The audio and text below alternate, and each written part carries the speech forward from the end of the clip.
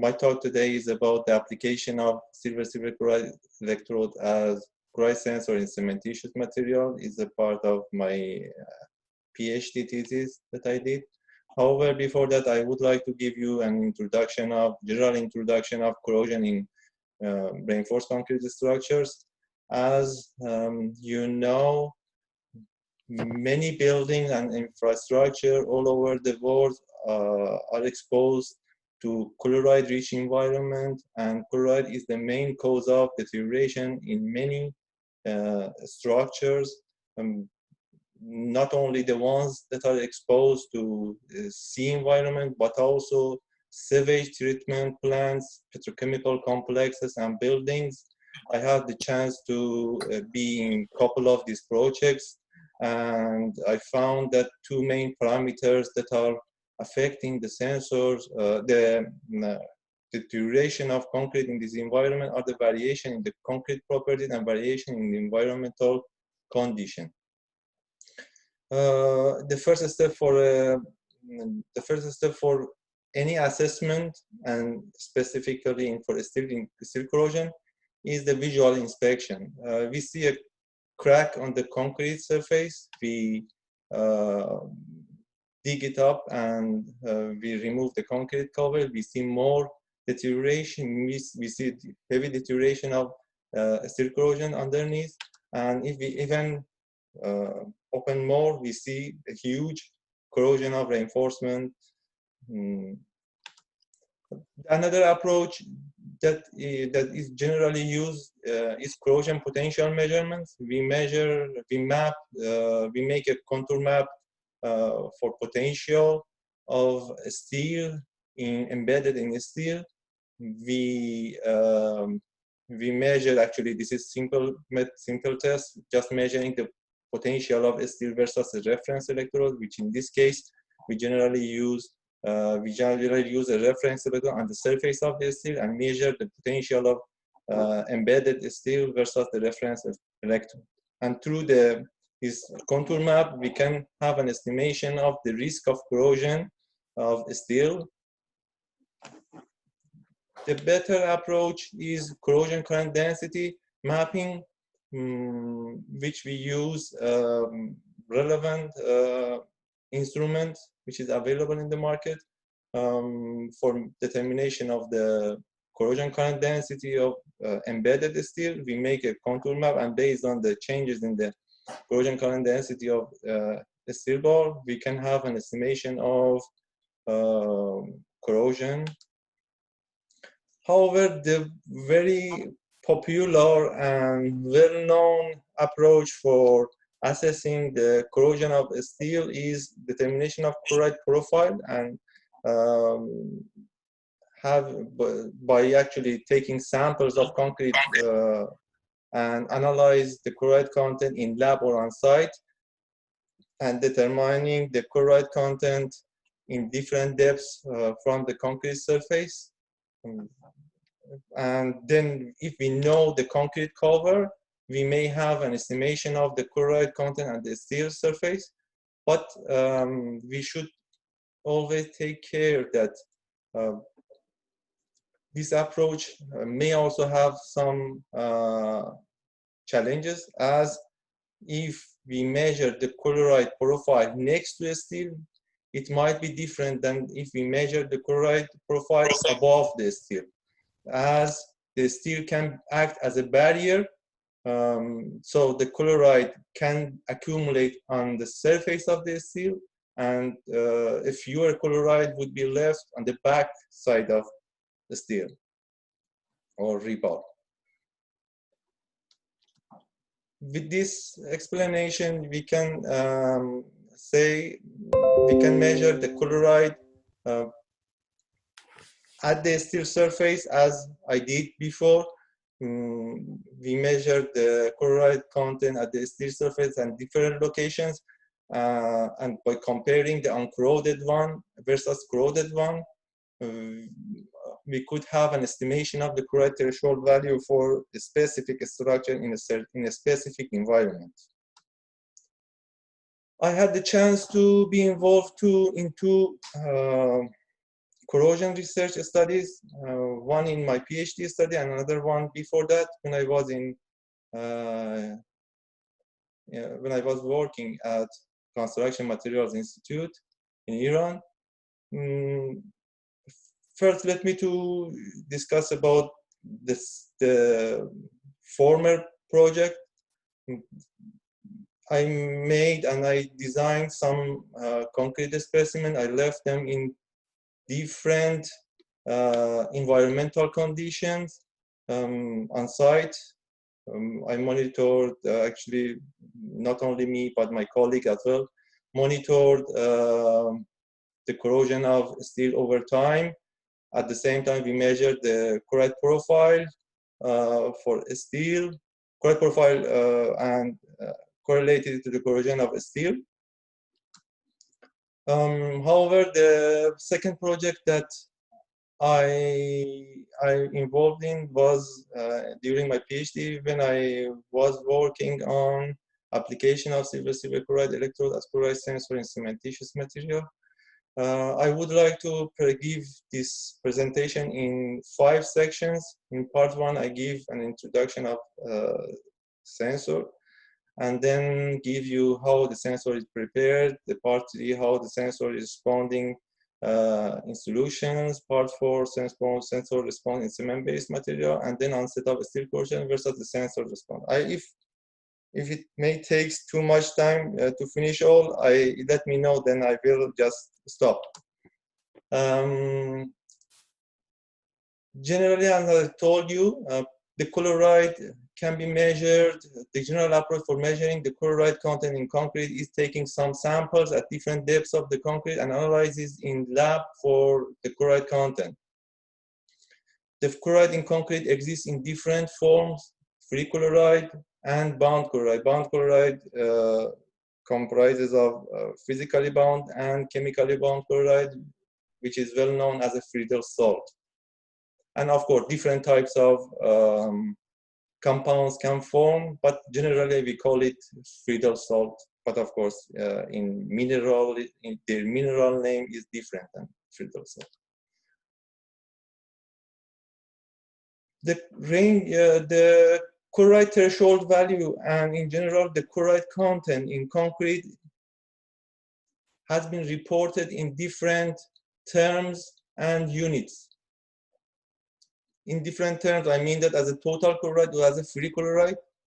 And in different units, I mean that by way of concrete, by way of binder, mole per liter, or ratio of chloride to hydroxide. If we discuss about the chloride threshold value, considering the different units that has been used, a very wide range of chloride threshold value has been reported. In case of, if you want to use sensor for non-destructive determination of this chloride, as the chloride sensor is actually reporting the chloride based on mole per liter, and based on literature review, the sensor should be stable in the range of 45 millimolar to 3 mole per liter. Different techniques has been used for measuring the chloride content in concrete or estimating the chloride content in concrete. The lab techniques and non-destructive in situ techniques. The lab techniques is divided in 2 portions. In some of the techniques, sample preparation is required. In some of the other techniques, the concrete sample can be directly used. The very well-known technique which sample preparation is required is the leaching method, which comprises of water soluble and acid soluble. Generally, water soluble has been considered as a free chloride and acid soluble as a total chloride. The extractor of water solution has been used as well over the previous years. X-ray fluorescence is quite recently has been used, and scanning electron microscopy is a very challenging technique for measuring the chloride content. From the non-destructive in situ technique, potentiometry is the one that I'm going to talk today. Electrical resistivity is well known, but of course, as you know, it has many challenges to interpret the data and correlate it to the real chloride content in the medium, because it changes with the relative humidity and as well as the chloride content and the other ions in the medium.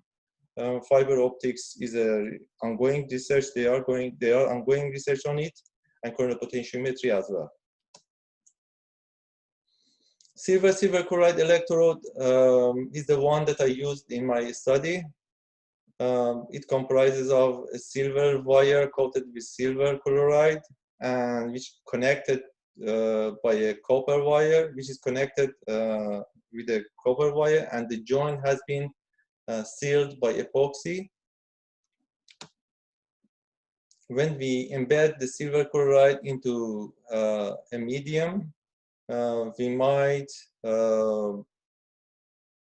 observe pores on the sensor surface, and if we might observe on the pores on the surface of silver chloride, and if in the interface between the sensor and environment, which is in our case is cementitious material, we might have different hydration products.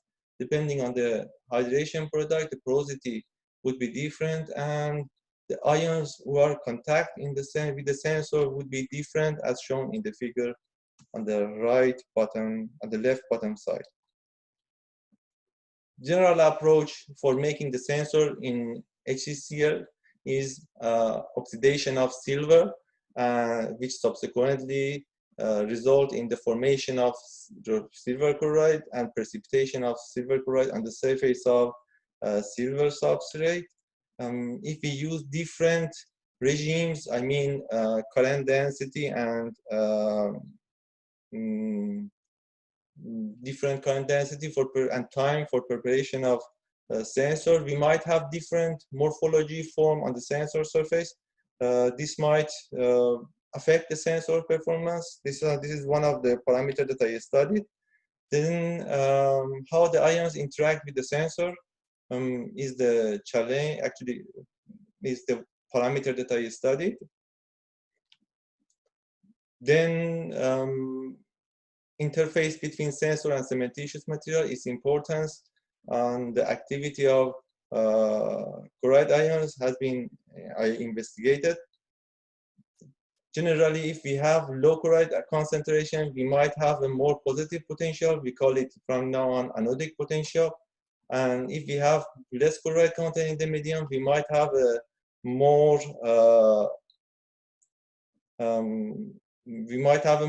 cathodic potential or negative potential. Therefore, the focus of this research was on the interaction between the chloride sensor and the surrounding environment. Determination of and some task has been defined. Determination of the chloride sensor performance in simulated pore solution and cement-based material. Evaluation of relation between non-destructive technique, which is chloride sensor, and destructive ones, acid soluble and chloride and water soluble, as well as correlation of the sensor response to corrosion activity on the steel surface. If we place the chloride sensor in the environment, we might have the first step is the preparation of the sensor, how we should prepare the sensor.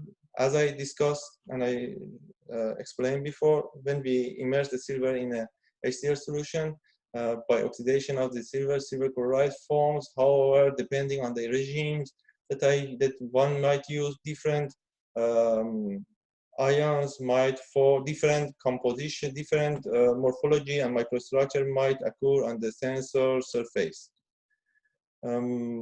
First, I wanted to study if the silver chloride forms on the silver substrate. I used electrochemical techniques to prove this. and we observed that the nucleation of silver chloride on the silver substrate is the only only reaction that occurs when we in HCl solution. Then we derive the current densities that we use further for making sensor by using another electrochemical technique. We observe the cross-section of the sensor. We monitor the silver chloride layer on the sensor. We related the measured thickness to the theoretical thickness. As you can see here on the right side, the theoretical and experimental measurements thickness has been measured, and we also observe the morphology in the left side figure. You see, a very compact layer has been formed on the silver substrate when we use a low current density. I must say, for example, in this case is 0.5. In this case, we use very high current density, which is 4. You might see different morphology between these two. However, the EDS results shows us the formation of silver chloride in both cases. We also did another analysis for determination of the composition of the sensor. We observed that when we use the low current density, we have almost very negligible carbon content on the sensor surface. But you see here, this is the carbon peak, which when you use high current density, we have a significant high carbon peak. When we use the low current density, we have a small peak of oxygen. But when we use the high current density, we have peaks of oxygen, which these two are against previous discussion that and actually, as we determined, we proved that silver chloride is the only compound forms on the sensor surface in HCl solution. Then we decided to explain how this happens.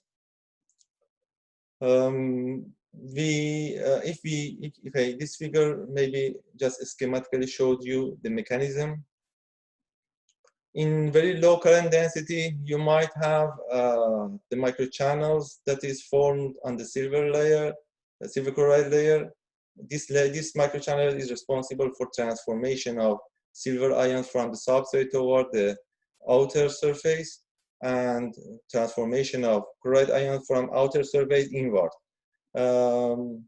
This microchannel becomes more tortuous when we use higher current density. You might see that this microchannel becomes smaller, thinner, and it becomes more tortuous as well.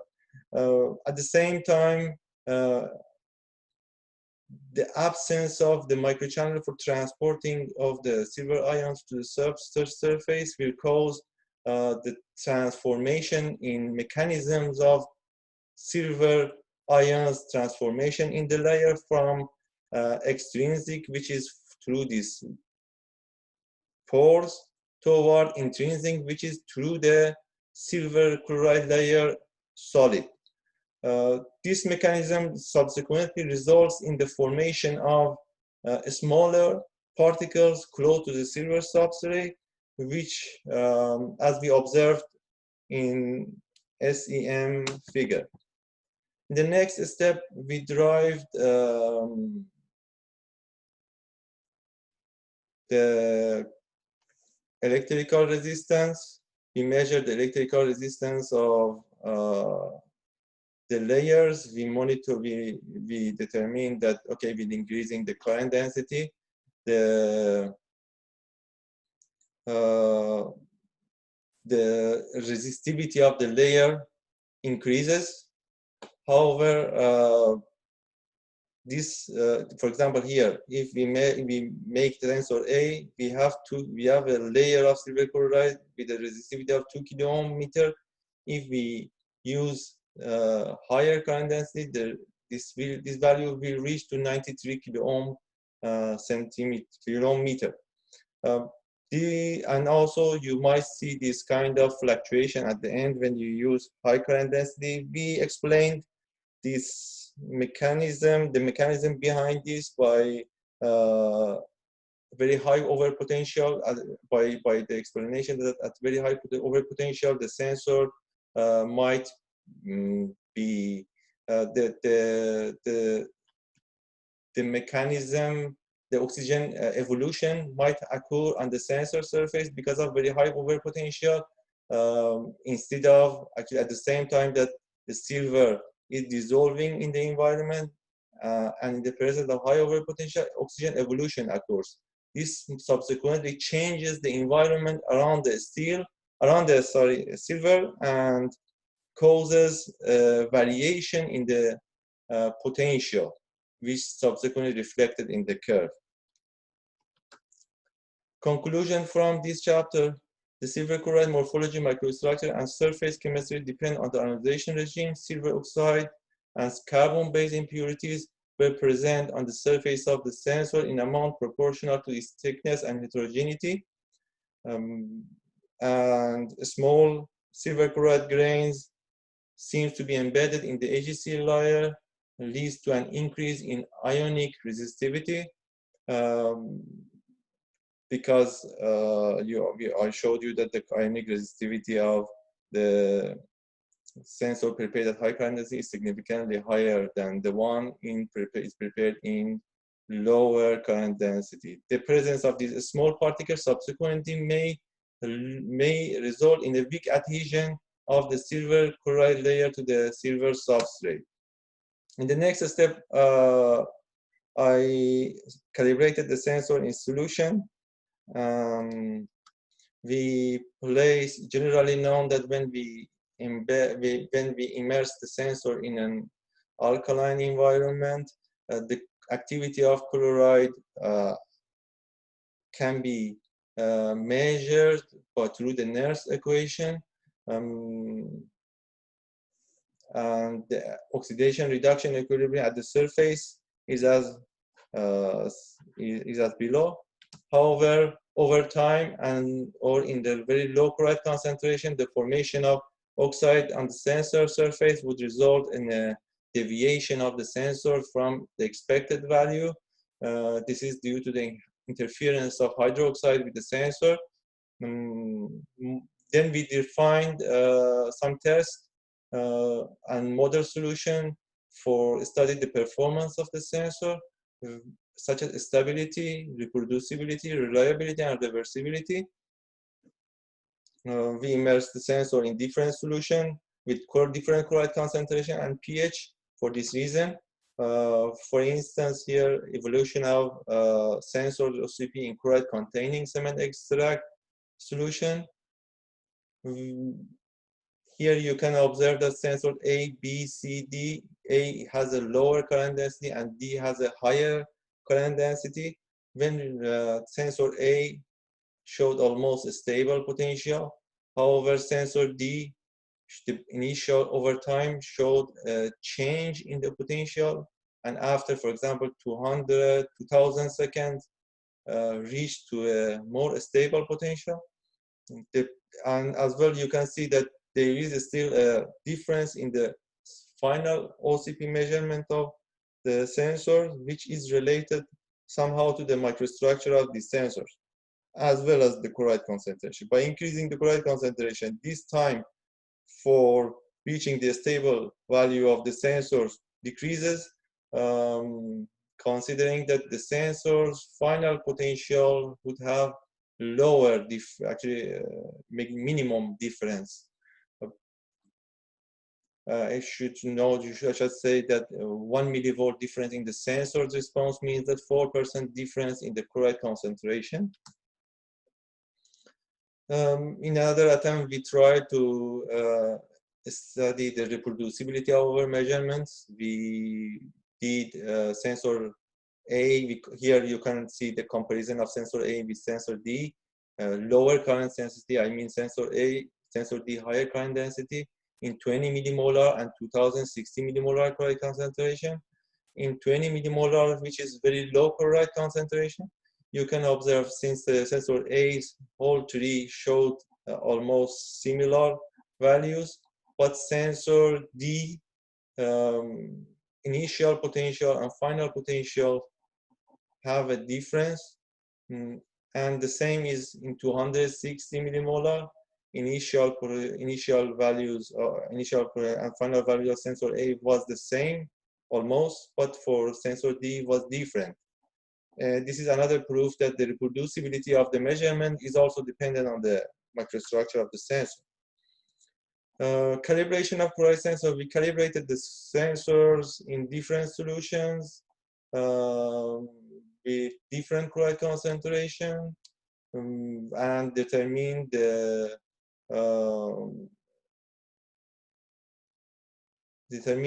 relation between these two by Nernst equation. The interference of detection limit of the chloride sensor has been determined by measuring the OCP of the sensor versus logarithm of activity of chloride sensor in different environments. It is obvious that by changing the pH of the sensor from 13.6 to 7, when we have a very low chloride concentration, there is a significant difference between the measured OCP. This difference would decrease when we increase the chloride concentration to, for example, 16 millimolar. This indicates that the hydroxide ions in the environment can interfere with the sensors when the chloride concentration is very low. Similarly, we studied the reversibility of the sensors. We added chloride content to the solution and immediately changed the solution content, chloride content in the solution to a lower value. You can see that the sensor showed the reversibility and as well as the sensitivity when we dropwise adding the chloride concentration. Again, another study has been done for reversibility of the sensor. We placed the sensor in ferric chloride solution. We monitored the sensor's response over 4 days. The sensor response changed to more cathodic value. Then we added chloride ions to the medium and observed the change in the OCP of sensor from -4 to -6 and stabilized after 30 minutes. Then we again changed the sensor's solution to ferric chloride environment. Again, we saw a shift toward the previous value. Again, increased the chloride concentration to 125 millimolar, and it took some time for the sensor to show us the expected response, which is 46. We related all these changes in OCP to formation of silver oxide and the sensor and transformation between these two, silver chloride to silver oxide and vice versa.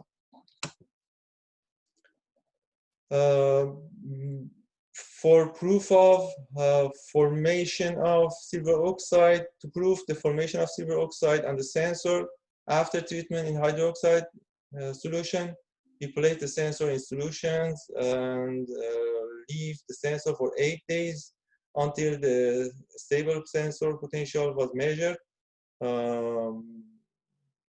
We measured that, we observed that in this case there is a difference in the surface analysis, actually the surface elements in treated and untreated sensors. And we actually, here you can, in the last part, if this is the chloride peaks, you can see that there is almost no chloride peaks or very weak chloride peaks when we treat the sensor in sodium hydroxide solution, while we have a very clear peaks of silver chloride when we didn't treat the sensor. Preparation of silver chloride at low current density is favorable to high current density. The sensor's calibration curve in alkaline solution represent an excellent linear relation between the activity of chlorine and the sensor OCP in the solution after 8 millimolar chloride concentration. And okay, the reversibility of the sensor was also shown, as well as the instability of the sensor is a major drawback for the application of the sensor in chloride-free alkaline medium. This is in line with silver chloride dechlorination and transformation of silver chloride to silver oxide. In the next step, we analyze the sensor's response in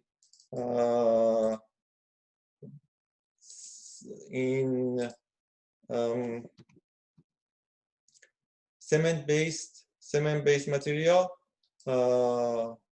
paste composition.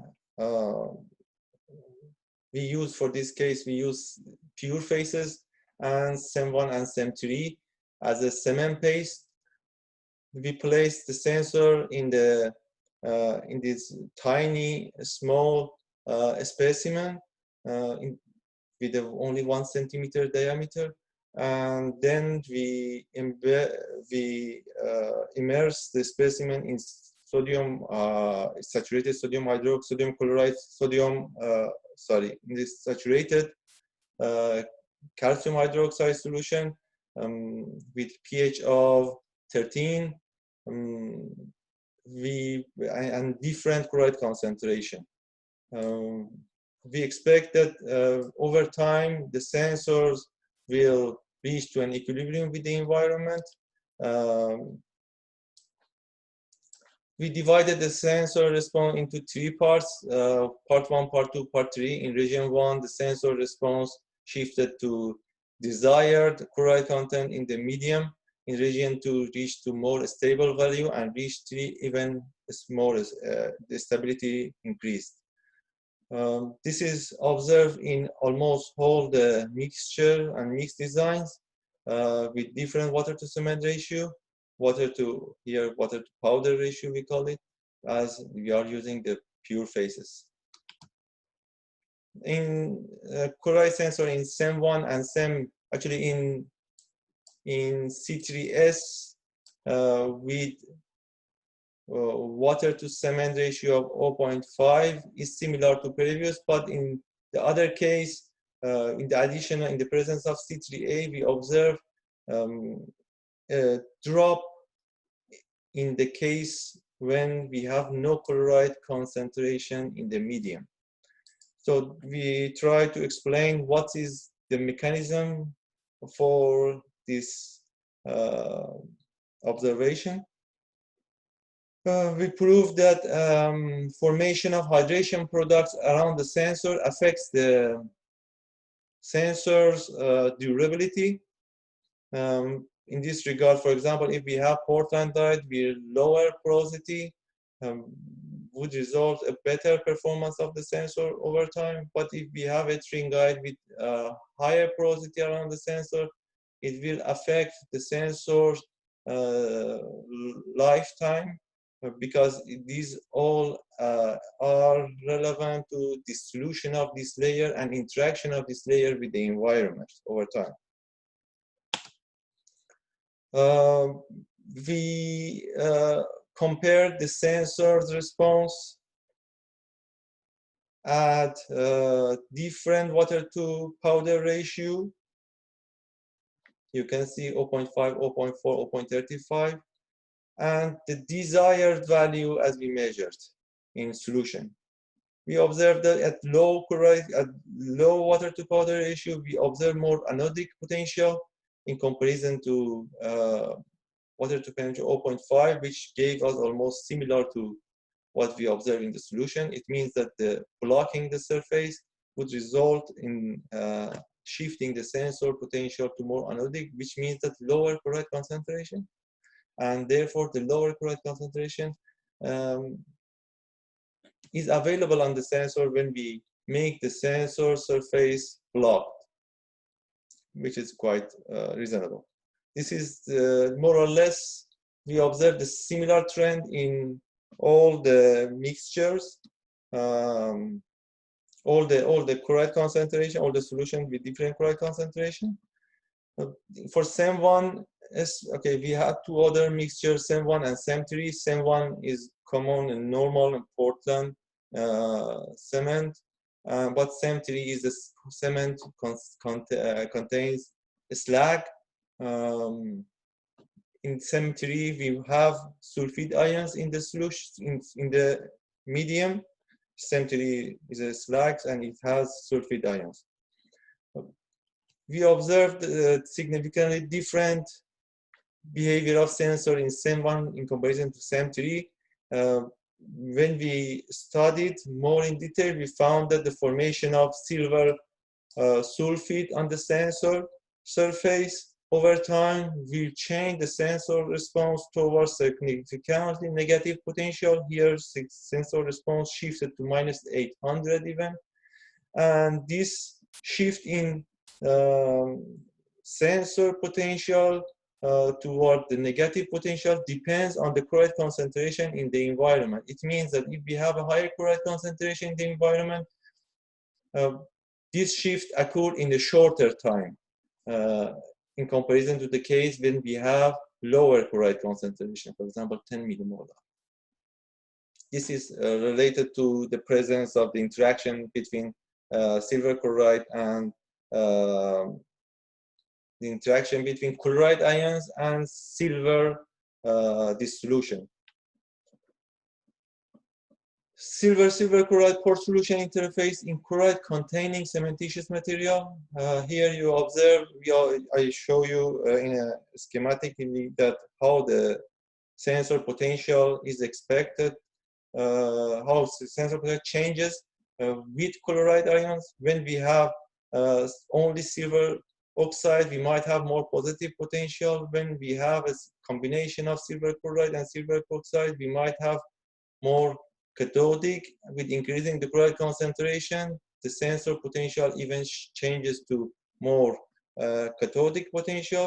However, the presence of, if we have nothing on the sensor, which it means that only we place this bare silver into the environment, we might have any random potential that we can measure, which is obviously observed in one of our cases, which significantly shift toward negative potential, and after that sensor potential was changing.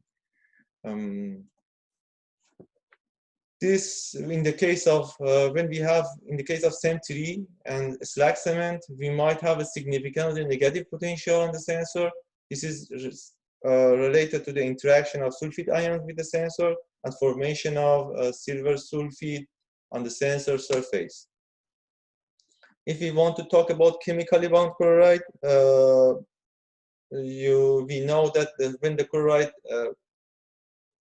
is in concrete, it exists as a free physically bound and chemically bound chloride. The chemically bound chloride is known as Friedel salt, as I told.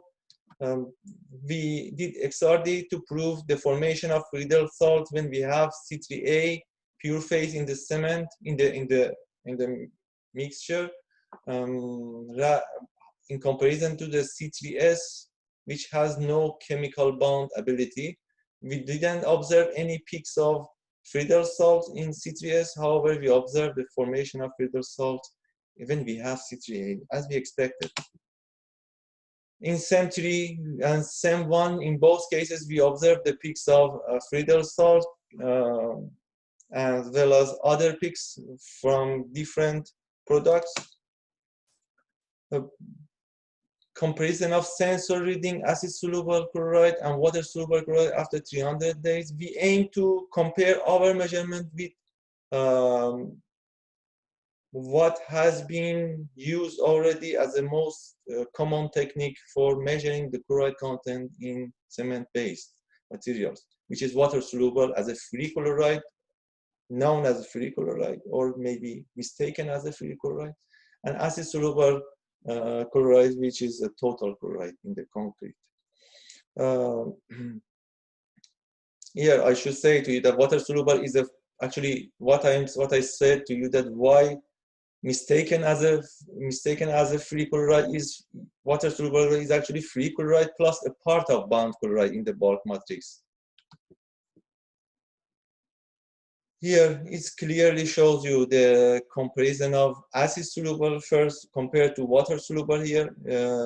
With increasing, we observe a difference between water soluble and acid soluble chloride, because it is reasonable, because the lower amount of water soluble chloride in comparison to acid soluble chloride, as water soluble is not whole the chloride in the matrix, but acid soluble is whole the chloride in the matrix. This difference would be this. Actually, you can even observe that the water soluble chloride in C3S specimen is significantly lower than the water soluble chloride in C3A, C3S plus C3A specimens. This means that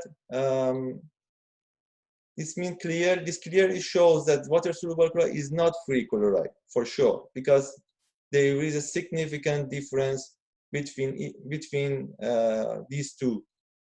If there is a free chloride, the free chloride in both should be the same or at least similar, not with this huge difference. Therefore, we compare this, actually the same or similar here compared with acid soluble and water in SEM1 and SEM3, and we observe similar trend.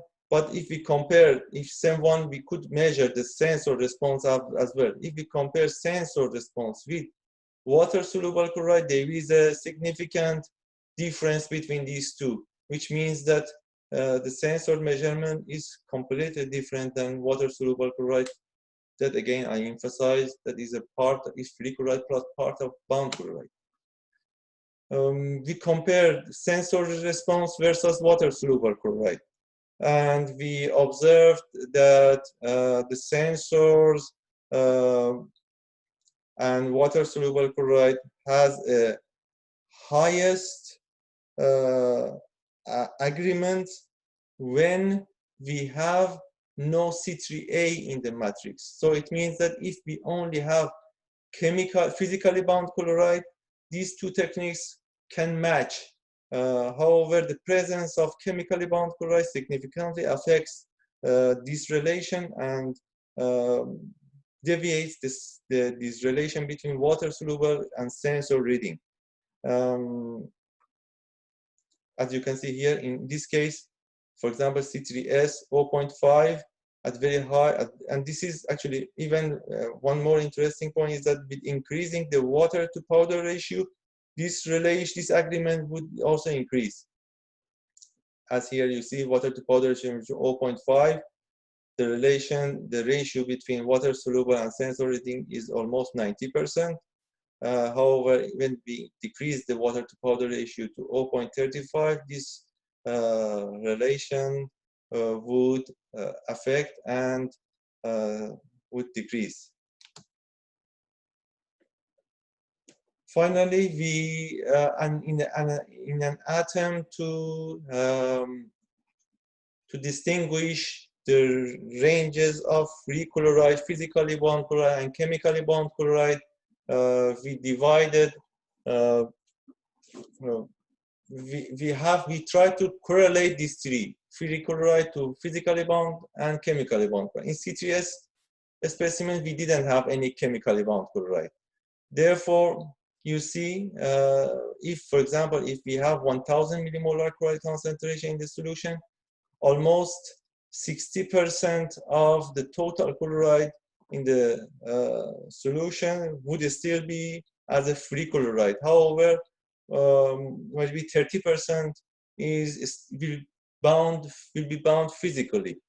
In the case of C3, in the presence of C3A and gypsum, we observe that it's a very much, maybe half of the free chloride will go to bound chloride. So significantly, the free chloride content decreases, but the bound chloride ratio will increase. And eventually we try to determine the portion of chemically bound and physically bound chloride in this case as well. From this study, we observed that the censored OCP in a specimen with low water to cement ratio is more anodic than the expected response for a silver-silver chloride interface. I told you that when we have low water to cement ratio, the sensor response shifted. The lower chloride could present on the sensor surface, and the sensor's potential would be more anodic. In comparison to 0.5, when we have sensor in 0.1 water to powder ratio 0.5, the sensor response can give us a better response. The chloride sensor embedded in Portland cement depicts a stable OCP. In contrast, a significantly different trend in the sensor OCP in a slag cement paste is observed, which is related to the presence of sulfide ions.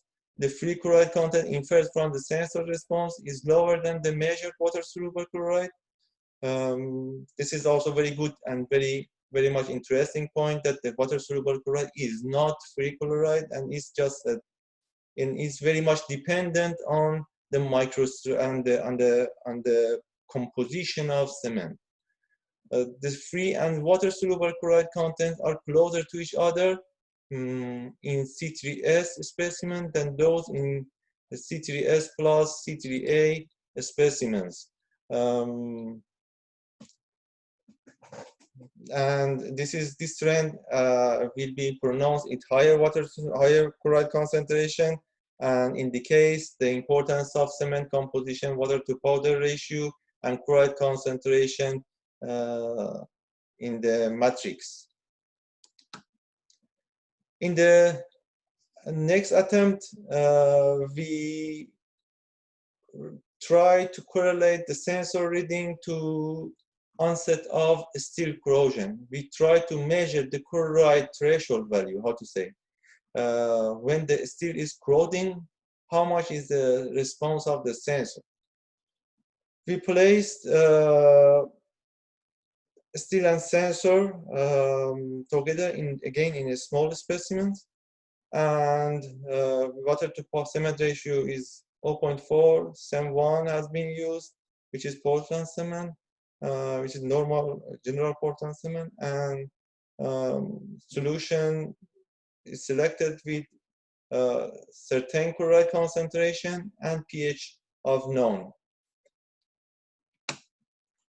The OCP, or I must say that potential of steel and sensor, has been measured over time.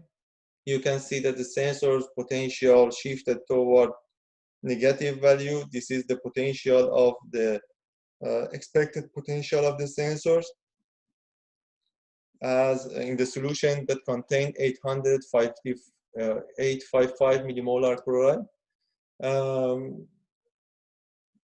However, steel response potential was fluctuating, and then we decided to use another technique to observe what's going on here for steel, because we needed to determine the time for corrosion initiation of steel as well. We used electrochemical impedance spectroscopy to correlate the sensors reading to study the steel corrosion state. This technique is it gives us information about both bulk matrix and corrosion parameters at the steel surface. We use electric equivalence circuits to feed these measured data and drive these values of resistance and capacitance related to each interface. Generally known that for one and the same circuit, for one and the same response, we can fit different, we can use different circuits. However, we should always be careful to have a circuit with lower errors and physical physical meaning for the process that we are investigating. In our study, we used 3 different electrochemical circuit, and we derived the parameters for corrosion resistance, charge transfer resistance, and bark resistance of cement-based material. And by correlating then we defined that when this charge transfer resistance is when this charge transfer significantly dropped, we determined it as a corrosion initiation of steel. And at the same time, we measured the OCP of steel, we measured the OCP of sensor, and by correlating these two by actually simultaneously a study of the corrosion current density, we observed the chloride content at the corrosion initiation of steel. So in different samples we measured, and in this case we measured 400 millimolar plus minus 50 millimolar among all these specimens. If we convert it to the by weight of binder, which is for sure not true to convert this. We shouldn't actually convert it to weight of binder, but to have an estimation. If we convert to how much it is 0.22, which is low in comparison to recommended values. Conclusion, for the sensor, I must say that how the alkalinity affects the sensor in low pH and high pH, considering the chloride-free and chloride-containing medium. In presence of no chloride ions, the sensors is highly stable in low pH and low stable in high pH. But if we have chloride content in the medium, the sensor's OCP would be significantly, would be more different when we have lower chloride content in pH 9 and pH 12.5, I mean. And with increasing the chloride concentration, the OCP difference between these two medium would decrease. Sensor preparation, how sensor preparation affect the sensor response. If we prepare the sensor at low current density and high current density in chloride-free and chloride-containing environment. If we have free chloride, it has low stability. Both sensor has low stability. If we have chloride-containing medium, we have high stability when we prepare the sensor at low current density, but we still have a difference in OCP depending on the chloride concentration in the case of sensor prepared at high current density. How the type of cement affect the sensor? If we use Portland or slag cement, in the slag cement sensor is unstable. Doesn't matter if we have chloride or we don't have chloride. But in Portland cement sensor stability depends on the mix design. If we have free chloride, if we don't have any chloride, and in case of chloride containing, the stability of the sensor depends on the mix design. How mix design affect the sensor response? In low water to cement ratio, in low water and high water to cement ratio, in free chloride and in chloride containing. In free chloride, you can see if we have low water to cement ratio, if we have high water to cement ratio, low stability. If we have low water to cement ratio, high stability. But chloride containing, in case of chloride containing, we observe there is a difference between the potential of the sensor in high and low water to cement ratio. This difference would decrease when we have higher chloride concentration. Thank you for your time. And if you have any question, please.